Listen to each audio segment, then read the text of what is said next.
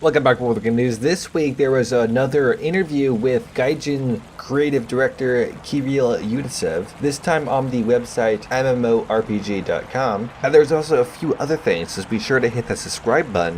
Now let's get on to this Q&A, because it has some pretty interesting things for the future of War Thunder. The first few questions were mostly fluff. I guess you could read them over if you really want to get an idea on Gaijin's psychology towards Steam and feedback from the player base. The third question, what do you plan to bring to War Thunder in 2020, is the one where all the meat and potatoes are. Instead of the usual broad answer that you would expect from them, they actually said some direct things. I'm going to read the answer verbatim. There will be several new tech trees, including Swedish ground forces, Chinese and Italian helicopters, and the Italian Navy. We can even announce and show you work in progress versions of several Pacific vehicles, like the Swedish IKV-72 self-propelled gun, the Italian Trento heavy cruiser, and the Seda class gunboat. They are not in game yet, so these are screenshots from our dev tool. Players will also get newer jets and bigger ships, including battle cruisers. We cannot disclose the specific dates or release order of these updates. Basically, they are in development and plans may change because of everything really depends on the feedback of players. But you can see the scope of the vehicle lineup we are working on. And these are just a few examples. We have a lot more cool stuff in the works. It is easy to talk about vehicles than other changes, like UI, UX improvements, new graphical and audio features, or new gameplay type. Just because the latter can take much more time than initially expected. For example, upgrading the new audio engine that was done in 1.91 took more than a year in development, or can be even closer before releasing to public or after open dev tests by player feedback. So there's a lot in that answer, and this is probably the most packed answer of this Q&A. So the trees that we have confirmed is Italian, Chinese helicopters, no Japanese ones, the Italian Navy, and Swedish tanks. Now, as interesting as this sounds, it's kind of all expected. It's not exactly announcing a new nation, just additions to existing ones.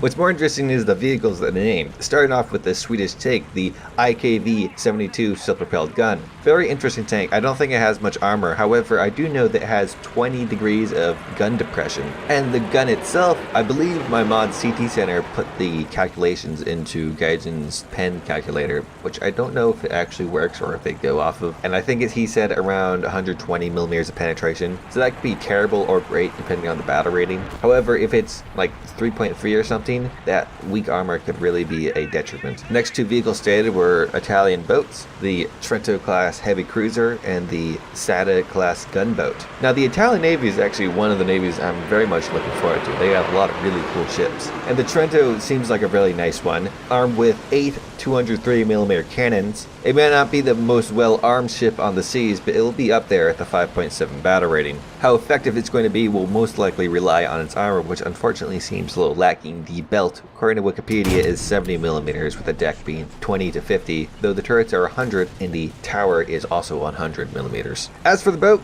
I don't care too much about boats. Looks like I got a 40 in the front and back. I believe this one was featured on the Naval Open Beta announcement video. Doesn't look like it's armed with any form of anti-ship missiles or anything like that, but knowing how powerful 40s are in boats, this thing's probably going to ruin your day. I wonder if it's going to be the pre-order premium. Now the second paragraph of this question, things get much more interesting, as they say that we're going to get newer jets and bigger ships, including battle cruisers, which includes ships like the HMS Hood and USS Alaska. Now the Axis didn't have too many battle cruisers, but perhaps very large heavy cruisers or maybe some small battleships could fill the place for them. For example, the German Deutschland class heavy cruiser had some pretty hefty guns on it. The other part of this statement, newer jets, could lead to many things. I wonder how new they are planning. Perhaps that can include things like the MiG-23 or F-5, although those aircraft aren't actually that new compared to the F-4. One thing I'm pretty confident on is that the Mirage is going to be coming next year for surezies. It's a bit of a given. It is currently in development, at least according to the Twitter page. Oh, it sounds like it's not coming out in 1.95. But generally the term is pretty broad, so what do you think they mean by newer jets? Do you think they're going to skip a whole generation and go straight to 1980s and 90s things? Or do you think they're just going to add some more modern, yet still Vietnam era vehicles? The last paragraph is actually the one that I find most interesting, as they don't talk about random junk added to the game, but actually changes to the game that could affect everyone. From the way it's worded, it does sound like they have UI, graphical, and audio improvements and and new game modes planned in the future and just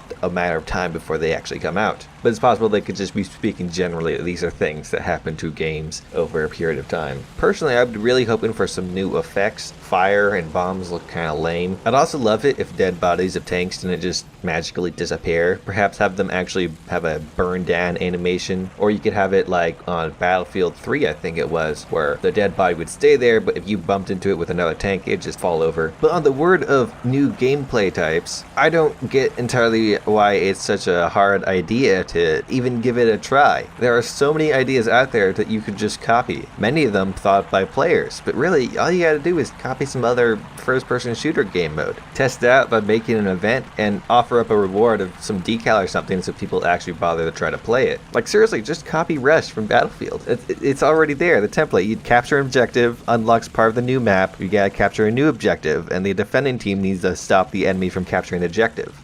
I guess there's some complications with spawning and how that works, but essentially defenders can spawn as much as they want and the attackers have a number of tickets, or perhaps you could expand upon the spawn point cost system. Maybe I should make a video about it and then put up the suggestions. The next question, question number 8, what are your long-term future plans for War Thunder, also had some pretty interesting answers. I'm not going to read the entire answer as the first paragraph is just fluff, but the second and third one have some pretty interesting things in them. We think that what will be most noticeable will be changes to naval forces battles that we are planning to do next year. We're also working on improving World War mode and other gameplay experiences based on feedback from our players. Obviously, naval battles are going to change a lot, as they had just announced prior that they're planning to add battle cruisers to the game, and it's very possible that the game mode will no longer be capture the magic circles in the ocean. I would personally hope it would be more something like Air RB, but with a heavier incentive on objectives than Team Deathmatch. They also brought up World War mode and how it might change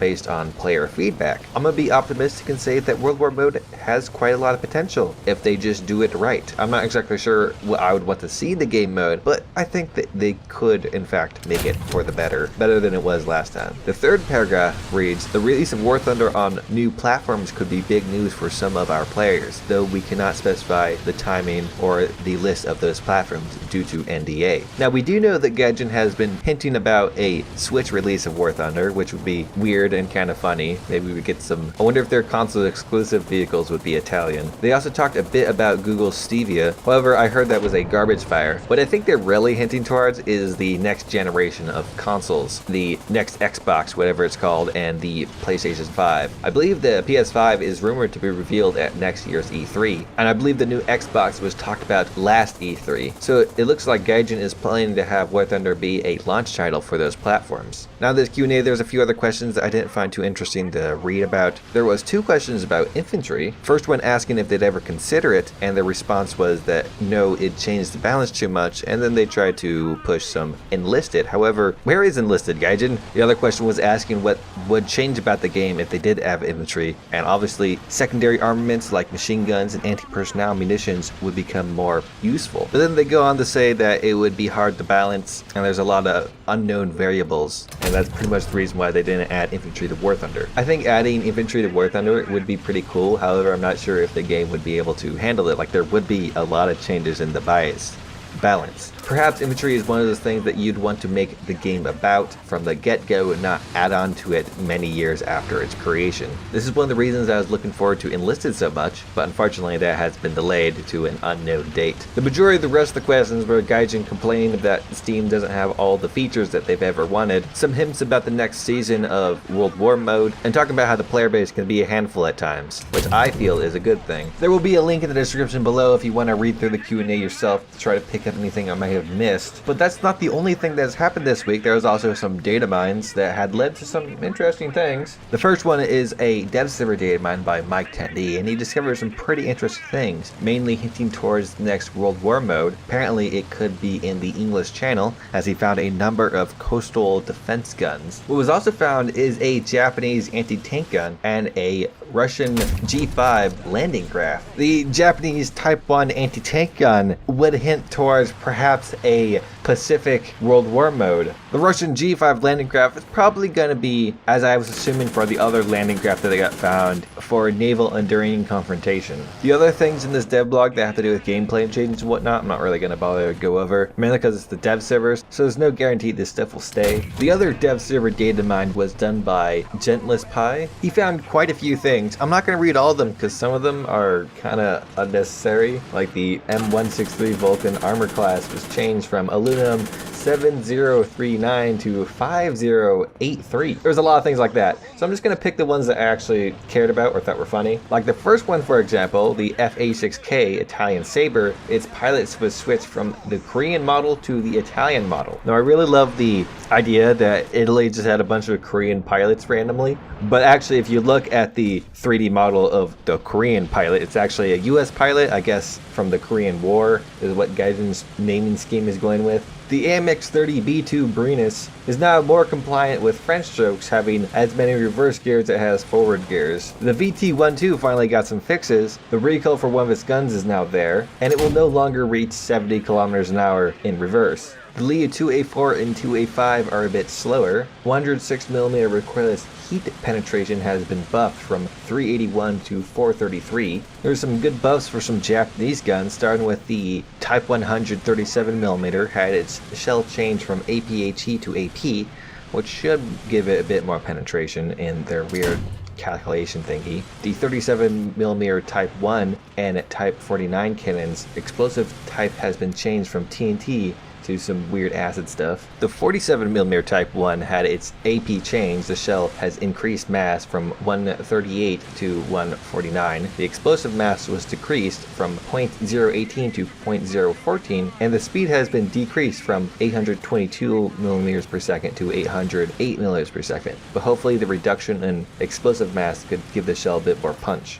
The Type 49 70mm heat penetration has been changed from 76 to 80. Pretty sure I read somewhere it was supposed to be 100 millimeters. The AP shell's speed was increased from 298 to 300, and the drag decreased from 0.45 to 0.35. Not permanently a Japanese gun, but I'm pretty sure they use it on their STA-1s. The 90mm M3A1 cannon, its shell has been changed from APBC to AP. The speed decreased from 853 millimeters to 822, and the mass was changed from 10.89 kilograms to 10.61. And the 203mm 8-inch Mark 14 naval cannons, penetration was nerfed on all ranges. At 0 meters, it used to penetrate 472 millimeters, but now it's only 419. And at 5 kilometers, it used to get 337, but is now 390. Also now, the enable easy anti-cheat parameter was disabled for all game modes, so it's looking as if easy anti-cheat is going to be an optional thing, as on some people's launchers they had the option to click the checkbox for it.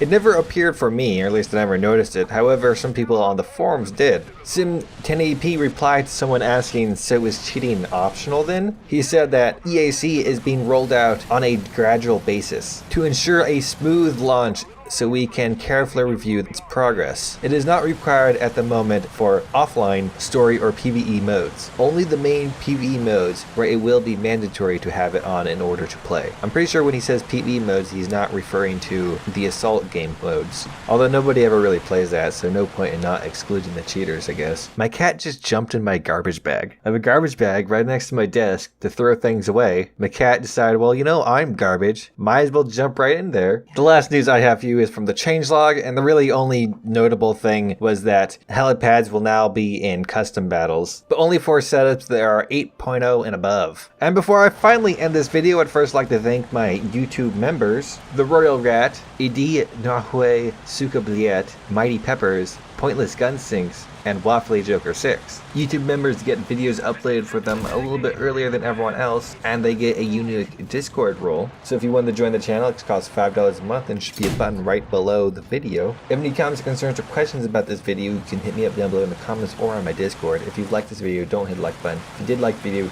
do hit the like button. If you want to see more, hit the subscribe button and make worth of the weekly news videos every Sunday and make reviews throughout the week.